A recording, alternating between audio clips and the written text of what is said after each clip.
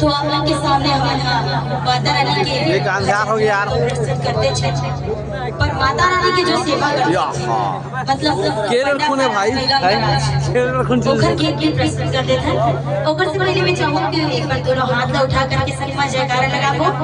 जयकारा शर्मा लगाबो साचू दरबार की जय, मोर मैया महाराज की जय।